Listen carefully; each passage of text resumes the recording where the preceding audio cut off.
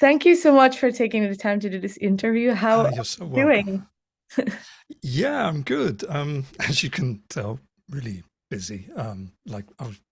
We're currently in rehearsals for our tour that starts in a few weeks in North America. So yeah, it's fun. Trying to figure out how to play these songs that we uh, we put so much into, but a year or two ago. So we're really struggling with getting everything together in time, just because it's been so busy. It's been really exciting and really fun. And yeah, we're here now, and we've got this thing that we've released, and now we've got to promote it. So that's going to be really exciting for the next couple of years. Well, how do you get started on trying to practice the songs if you haven't played them in like 2 years, you mentioned? Do you have any like transcripts of the songs or do you just do everything by ear? I mean, fortunately, you kind of, it's you playing, so you're like, okay, I'm going to do this like this. But yeah, we do try to transcribe things, but often they'll change. So what's on the record, for example, might not be exactly what we transcribed, and sometimes we change the tuning halfway through the track, and it's like, oh, what are we doing? But yeah, we should really video these things, but we just, I don't know, you're never really in that zone when you're in the studio to actually sit down and have it like a video recording of it. That would make a lot of sense. And I'll Yeah. look into that in the future, I think. Do you ever regret being in a progressive metal band like when first come up? Yeah, it's not the easiest thing to just pick up and hit the road running. But yeah, no, not at all, because it's exciting. It's fun to play these things. It makes life more interesting for sure. Well, your new album War of Being was recently released. Did you keep track of the reactions? How has it been so far for you? Half and half. Like, I try not to get lost in it, because uh, often the positive and the negative reactions are probably the least informative and least um,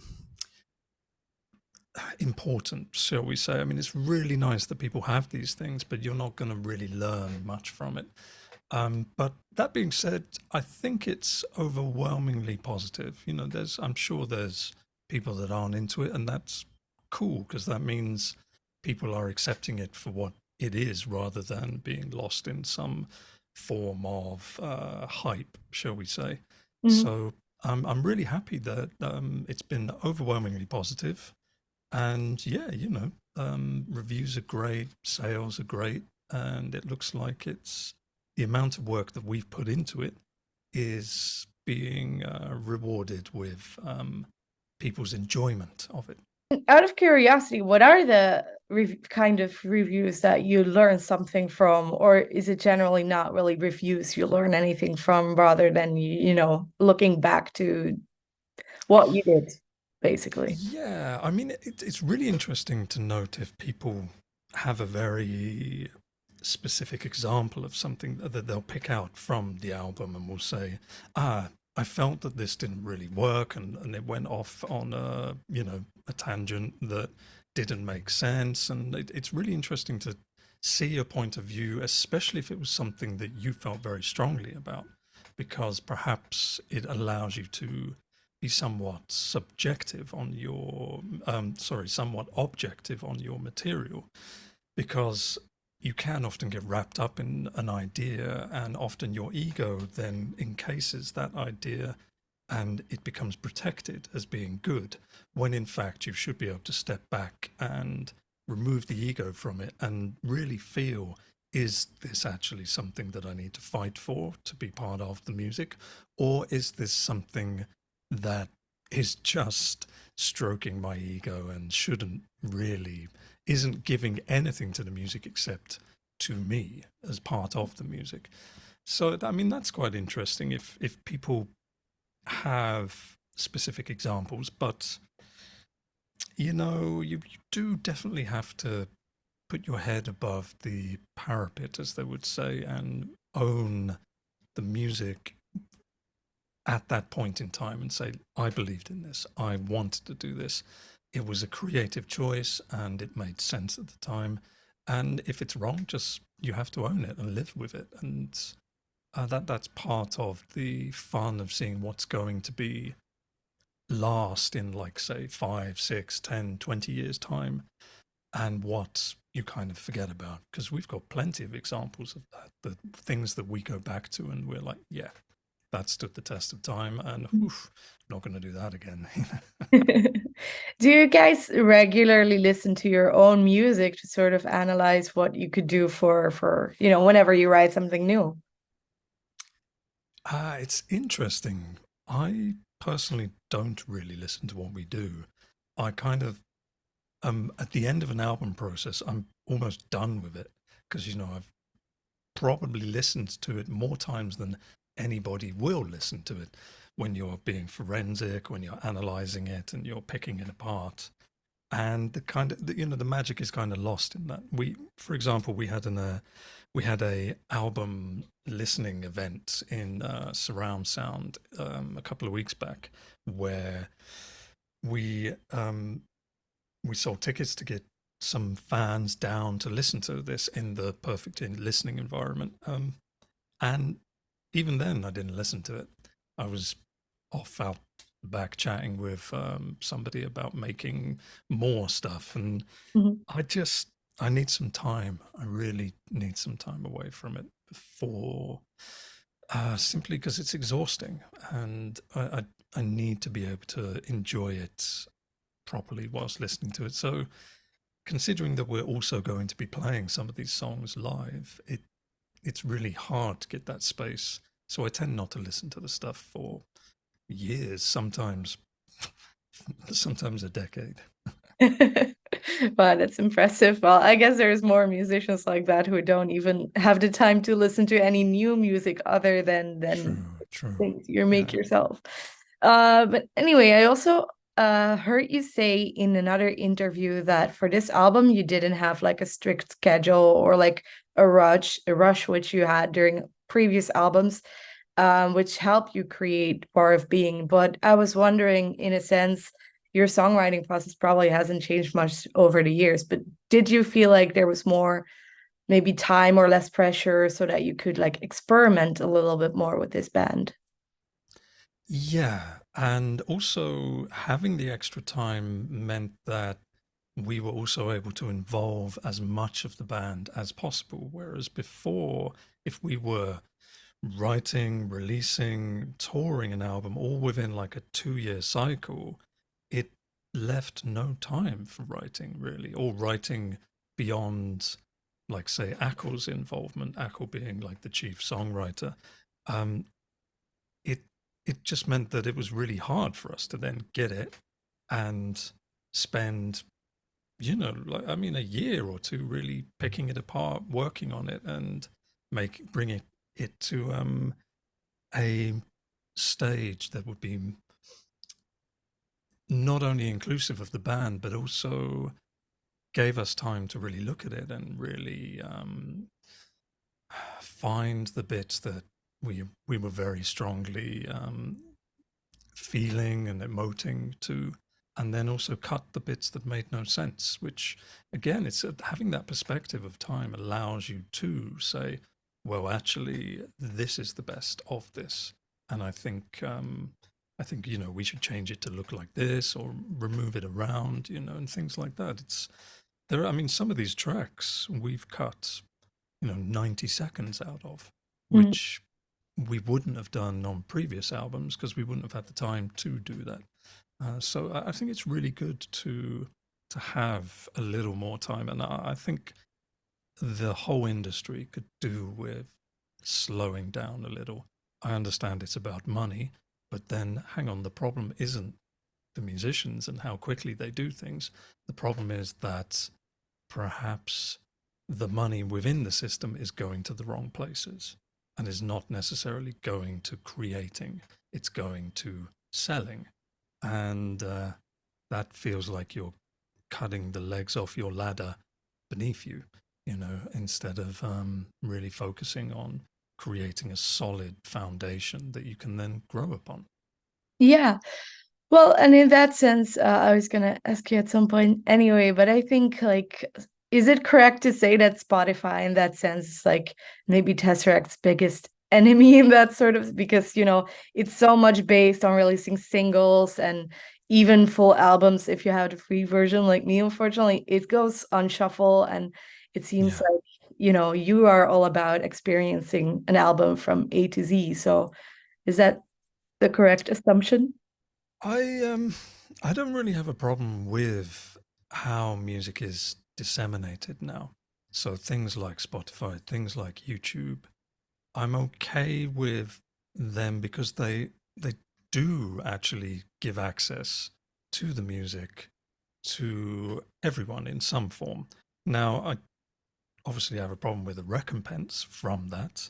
I don't think I think their business model is so flawed that they cannot afford to pay people in a legitimate manner. I also don't know how to fix that. And I'm sure they must have been in the same situation where they're like, well, this is the only one we can have in order to continue working. Um, so I really don't know what to do there. I think YouTube is interesting as well, but they also, I think, have a little bit of a problem with Mhm. paying people. Like, it's wonderful that people do things like reaction videos, for example, but I don't quite understand how the music within that then gets the artists then get paid for that, because you're paying two people, or you're only paying one person who's making money off um, the video that they created. And so it's a little confusing that I actually should look into that more and see what's going on there. But I think in general, again, yeah, things are focused on selling rather than creating. And then there does need to be some form of change, be it, I mean, you're looking at maybe a larger societal shift where, because certainly I feel that things are a little bit unfair at the moment, that they're kind of headed very much in the wrong direction, that and there's an imbalance where fewer people get more of what's available out there rather than spreading it across everyone, which would make a lot more sense and would put a lot more, um, if we're talking about just money into the system, which would then obviously afford everyone to have a lot more time to do things. But that would enable us to really change our global view on things. Yeah, well, at least it's interesting also in other art scenes how usually the artist suffers the most, even though they keep on Yeah. doing their thing. But yeah, hopefully someday there will be a change at least. But anyway, going back to, the fact that there was less pressure and such, there's some Mm. pretty, well, I'd call it out of the box ideas that you guys had to also promote the record. For instance, you released the sci-fi game on Steam, and you're writing a novel, I understood, based on the album's concept, and it also includes the music. Well, the game did. Yeah. But do you feel like having more time also gave you the, creative freedom to come up with ideas like that? Yeah, I also feel that the space and time that we were afforded on this record highlighted that this group of people are intensely creative and they can't just stop at their musical output. There has to be an outlet for their interest in, like you say, games. Like, so Dan is very much interested in that and interested in like the online community that he's managed to develop on things like Twitch. That was where he made the connections to start to learn to build the game. And then he's now spent 18 months learning how to develop game design within Unreal Engine. And, that is also, that crosses into my interest in cinema and in film and how to create things like that. So we're slowly pushing to expand upon all of the creative aspects of Tesseract and not just music, because there's a hell of a lot of energy and enthusiasm within the band to create these things. Yeah. Would your goal eventually be to maybe make a film out of whatever you're writing, or is that something you use more for the music videos you make?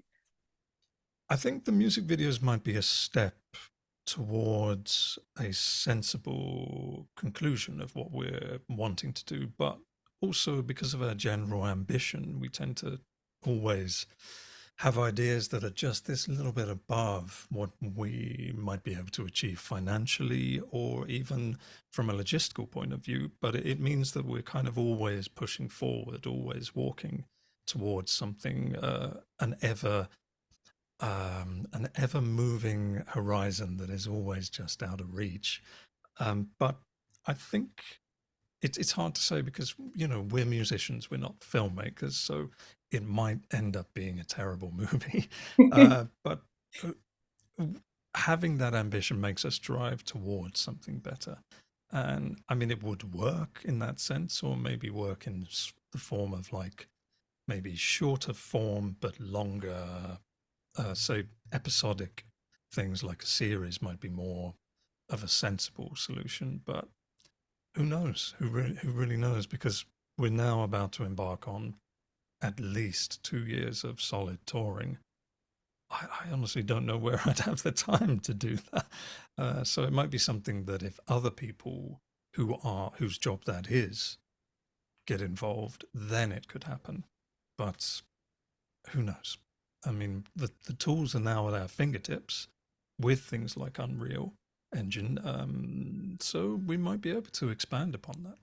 Yeah. Do you feel like doing this like cross-disciplinary things with music is also sort of important for, the music in the future or something like that? Does it give you a lot of new perspective, for instance?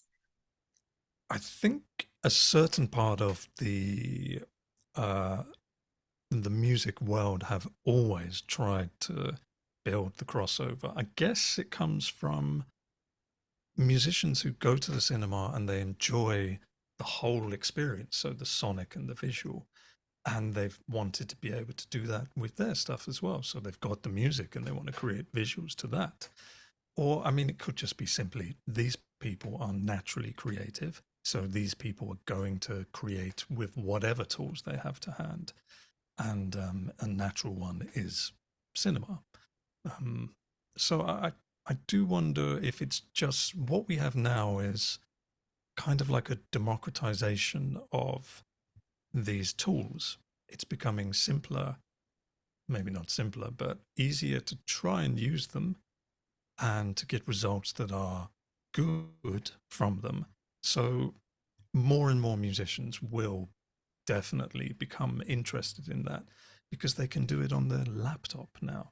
And I don't think that takes anything away from the art of cinema. In fact, I think it's going to bring so much more creativity and give it that access to people literally across the world. You know, somebody without any budget, but maybe more time, can sit down and create an incredible movie from their house anywhere in the world. That is wonderful, and I would imagine more and more, specifically like independent musicians, are going to go that next step and going to like. I can't wait to see what say somebody is interested in or influenced and inspired by what we do, and they're going to come along and create something bigger because they've now got this reference point that they can build upon from, and they'll be like, okay, well, that's what Tesseract did, but I'm going to do this, and it's going to be absolutely fantastic to see what they come up with. Did you guys, in that sense, also had a reference point that, you had for inspiration, either in film or maybe games or whatever? Interestingly, not so much in games. I mean, there were examples of like VR being used by people like Bjork or Imogen Heap, but they didn't really connect a story so much to it. It was a little bit abstract, or it was more a exploration of a proof of concept.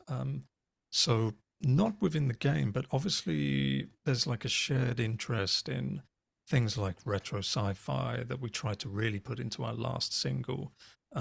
Myself and the cinematographer, we both shared a real passion for the look and the almost tangible feel of things like Alien by Ridley Scott, Blade Runner, 2001: A Space Odyssey by Kubrick, and those sorts of things that have something different to them that hasn't really been replicated since.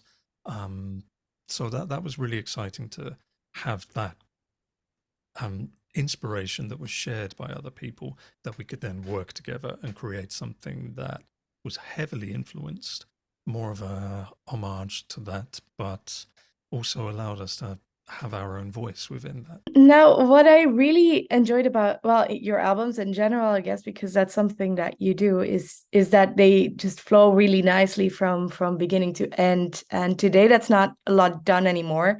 Like, I guess in progressive music, that used to be like maybe more of 70s thing in Hmm. progressive rock.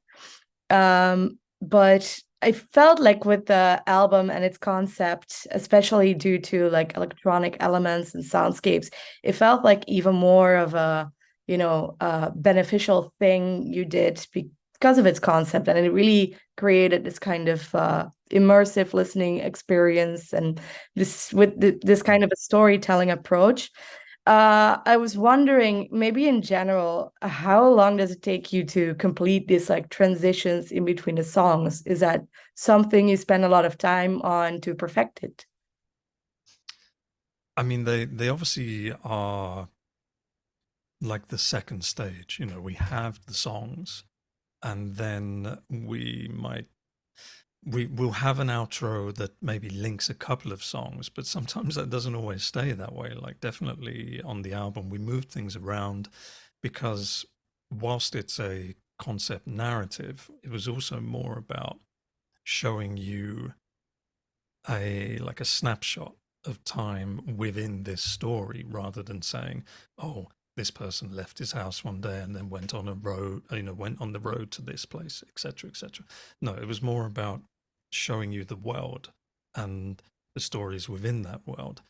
So these segues, as we were calling them, were more about being able to fill in the gaps between the song by introducing like the feeling of the environment. So you might want to create something that feels epic, or you might want to create something that feels slightly ominous, or something that has a feel of hope about it. And so that's what the purpose of those things are. And like in the past, we often wanted to create like a cycle where the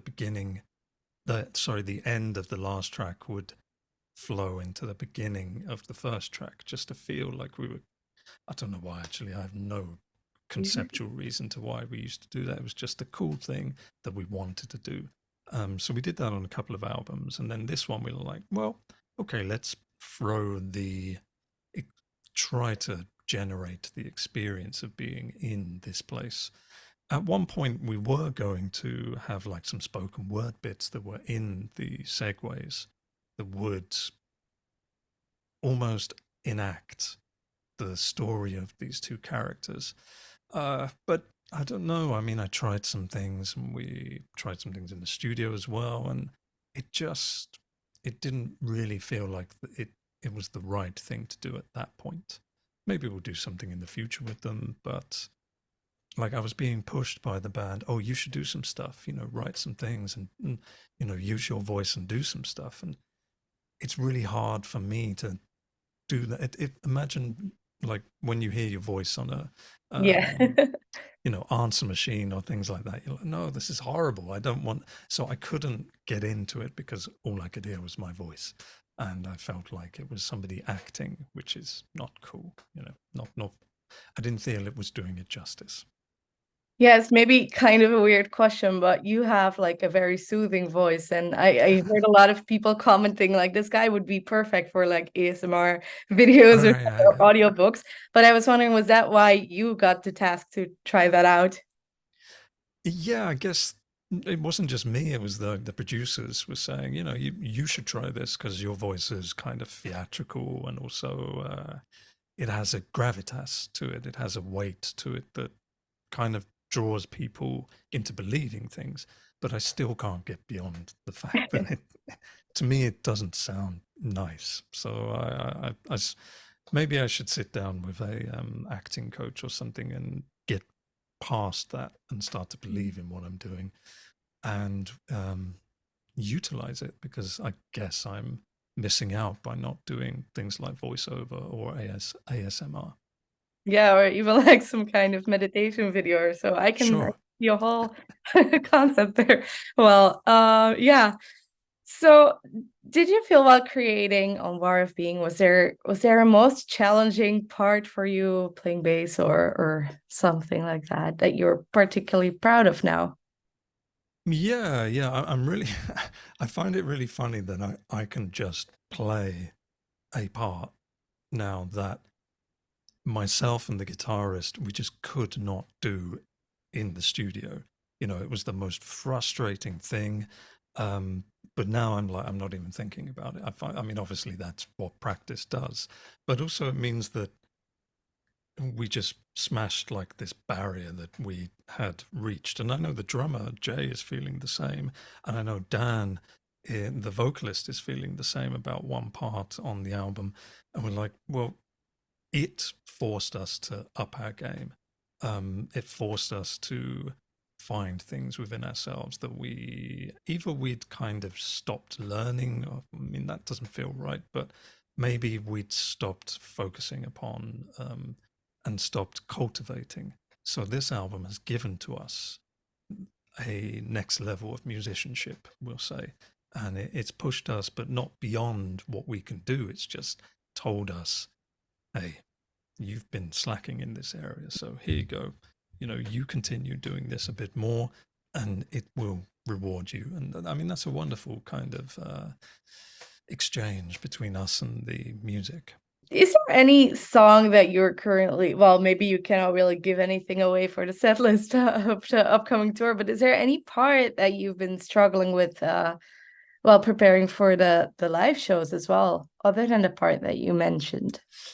Yeah, there's definitely another bit which it sounds really simple. It's one of the songs that we're going to do in our VIP thing. So it would be exclusively for that, just for the people that come to that, and won't be part of this tour's live show. We will definitely do it in the future because it's really weird. You don't know the songs that are going to click with the audience before you release the album. So you have a concept in your mind of, oh, this is what's going to happen, and you try to predict. But this one we didn't expect to actually land with the audience as well as the rest of the album. And it turns out it has. But so, I mean, it's going to make the VIP session special because we'll do it just for that. But yeah, we'll definitely put it in the future. But it's really difficult, and it's just playing what you're playing at the right time with everybody else is really, I don't know, there's something about it that it feels almost random, and I don't know what was going through our minds when we were putting it down. But I do remember in the studio going, yeah, this is hard. I'm I'm I'm I'm getting it right, but almost by accident. So that's going to be interesting. Yeah, is that the reason why you decided to do that for the VIP experience, is to just try it out live first rather than you instantly including it in the shows? I mean, not consciously, no, but maybe there's some of that. But I also feel it just feels like because the VIP thing will be a very different, more intimate experience. And so we wanted to do tracks that were not like stripped down versions of the live stuff. We wanted to do something that worked really well within that scenario and was almost perfect for that scenario. You also recently announced a tour, which looks like it's going to be a massive tour, and you also already said that you would be touring for a few years. So Yeah. this time you guys already also have stop in Finland, and as Mm. far as I know, you haven't done too many, if any, venue shows there. So how are you looking forward to the tour in general? think I think you may be right. We may not have done any club shows Maybe we've only done festivals in Finland, and now Yeah. we're doing two shows. I think we've Mm. got one in Helsinki and one in, I can't pronounce it right, Tampere. Temp. Ah, well, okay, there you go. Yeah, so that's cool. That's really, really cool. I don't know. I guess there's some connection that we've built with Finland. You know, some of the most special shows have been there, and the crowds have always been really quite good to us there. And then we did like a thing for Jägermeister years ago where we were all the way up in Lapland, and that was pretty cool. And we made some good friends there, and that was extreme and wild. And I don't know, it's really nice that it's not just us though. I think Finland really always comes out for heavier music. Mm, And yeah. like I know a friend, Devin Townsend, has a great time in Finland, and it's not just heavier music though, but it's less mainstream heavier music. So like alternative, progressive. There just seems to be an interest in, yes, there's the pop, not pop, but more popular stuff like say Slipknot. But then there's also stuff like Devin Townsend that's really popular there, and you know he doesn't get that sort of reaction everywhere. So it's Mhm. really nice to go to Finland and to know that these fans are interested, that they're not just going because all their friends are going or they heard it on the radio, but because they've sought it out. They've really put themselves into it, and they're coming to have a great time as a result. Anyway, like, do you have any other plans, maybe except for touring, or is that going to be the the only thing on your minds? Well, we kind of have the idea of doing a couple of big shows that would expand upon some of the things that we've already done. Like during the pandemic, we created a show that was a streamed event and was much, much bigger than most of the productions that we would be able to take out normally. So we're entertaining the idea of finding the next version of that and doing that live. So that was called Portals, and I guess we would kind of do either Portals live or Portals 2. So we shall see. I'm not entirely sure how we're going to be able to pull that together because that takes a lot of planning. You know, that's a good 6 months of prep, and then um, getting the right venue as well, and making sure that that all comes together. And then maybe there's a War of Being live show as well that again would extrapolate upon the things that we've introduced and would be specifically that album and somehow introducing the story alongside everything that's going on stage. Like I'm really interested in immersive Mhm. theatre and wondering how to take the production of the stage from the edge of the stage to like the front door when you walk in the venue, trying to figure out how to drop you into that. I've seen some amazing things recently. There was this theatre show called Burnt City that is based upon ancient Greek mythology, and it tells the story of Agamemnon, and it's just amazing. You're walking in and out of these stories, and the actors are coming in and like breaking you apart as a crowd, and it's really quite something. And it goes on for like 3 4 hours, and it's something that people go back to again and again and again. Mhm. And I'd like to see if there's any way that we could somehow do something similar. I have no idea how, but it's at the back of my mind, and I'm thinking about it. And if I let it stew for a couple of years, who knows? Something might come out of it. Yeah, would you be able to play the album in full then as well, in case that Oh, was? totally. Yeah, we might even start doing that come January, like mix it up a bit. We need to see if we've got enough time between getting home from the North American leg of the tour and starting the European leg of the tour. But I think if not by January, it'll be by the summer. We'll have all the tracks available to be able to drop into a set. If it works, you know, there's no reason to just do War of Being unless Yeah. it's a specific show, because we've got plenty of other songs that people kind of enjoy as well, and it would be really bad to not do those songs. You know, if we didn't play Nocturne, for example, people would be pissed off. Yeah, I always got to include the fan favorites, I guess, even when you Yeah, played it in full shows. exactly. Yeah, Yeah, yeah. okay, cool. Well, pretty exciting to see what the future holds for you guys. But yeah, that's it Cool. for my questions. Do you have any Nice last one. thoughts you want to share with your fans?